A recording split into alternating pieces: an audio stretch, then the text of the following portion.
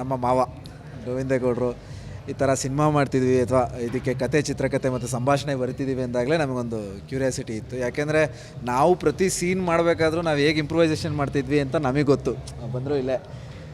So ನಾವು ಕೂಡ ಹೇಗೆ ಅಂದರೆ ಈಗ ನವರಸಗಳಲ್ಲಿ ಹಾಸ್ಯ ಅನ್ನೋದು ಎಷ್ಟು ಕಷ್ಟ ಅಂತ ಎಲ್ಲ ನಟರಿಗೂ ಗೊತ್ತು, ಆಡಿಯನ್ಸ್ಗೂ ಗೊತ್ತು. ಇವತ್ತೇನು ನಾವೇನು ಅದನ್ನು ಎಜುಕೇಟ್ ಮಾಡೋವಂಥ ಇದೇ ಇಲ್ಲ.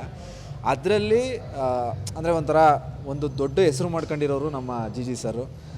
ಅವ್ರ ಜೊತೆ ನಾವು ಎಷ್ಟೋ ಸಲ ಟೈಮಿಂಗ್ ಕಲ್ತಿದ್ದೀವಿ. ಯಾಕೆಂದರೆ ನಾವೂ ಒಂದು ಹ್ಯೂಮರ್ ಬೇಸ್ಡ್ ಸೀರಿಯಲ್ ಮಾಡ್ತಿರೋದ್ರಿಂದ ತುಂಬ ಮ್ಯಾಟ್ರ್ ಆಗುತ್ತೆ. ಸೊ ಅವರು ಹೇಗೆ ಇಲ್ಲ ಇದು ಪಕ್ಕಾ ಕಾಮಿಡಿ ವರ್ಕೌಟ್ ಆಗುತ್ತೆ ಅಂತ ಎಷ್ಟೋ ಸಲ ಆಗಿರೋದು ಕೂಡ ಅಲ್ಲಿ ನಾವು ಬಿದ್ದು ನಕ್ಕಿರೋದು ಇದೆ, ಆಡಿಯನ್ಸು ನಗೋದನ್ನು ನಾವು ನೋಡಿದ್ದೀವಿ. ಸೊ ಆ ಥರ ಬಂದಾಗ ಸಿನಿಮಾ ದೊಡ್ಡ ಪರದೆ ಮೇಲೆ ಅವರು ಕತೆ ಚಿತ್ರಕಥೆ ಸಂಭಾಷಣೆ ಬರೆದಾಗ ಹೇಗಿರುತ್ತೆ ಅಂತ ನಾನು ಎಕ್ಸ್ಪೆಕ್ಟ್ ಮಾಡ್ತಾಯಿದ್ದೆ. ಅದು ನಿಜವಾಗ್ಲೂ ವರ್ಕ್ ಆಗಿದೆ. ಹಾಸ್ಯ ಅಂತ ಬಂದಾಗ ಕೆಲವನ್ನ ಲಾಜಿಕ್ನ ಬಿಡಬೇಕಾಗತ್ತೆ, ಅಲ್ಲೇನಿದ್ರು ಮ್ಯಾಜಿಕ್ ಆಗುತ್ತೆ ಅಂತ ನನಗನ್ಸೋದು. ಸೊ ನನಗಂತೂ ಖುಷಿ ಕೊಟ್ಟಿದೆ. ಸೊ ಎಲ್ಲರೂ ಒಂದು ಸಿನಿಮಾ ನೋಡಿ ಎಲ್ಲೆಲ್ಲಿ ಅವೈಲೇಬಲ್ ಇದೆ ದಯವಿಟ್ಟು ನೋಡಿ. ನಮ್ಮ ಅರವಿಂದ್ ಸರ್ ಹೇಳ್ದಾಗೆ ದಯವಿಟ್ಟು ಪೈರಸಿ ಮಾತ್ರ ನೋಡಬೇಡಿ. ಅದನ್ನು ಬಿಟ್ಟು ನೀವು ಯಾವ ಮೋಡಲ್ ಸಿನಿಮಾ ನೋಡಿದ್ರೂ ನಮಗೆ ಖುಷಿ ಆಗುತ್ತೆ.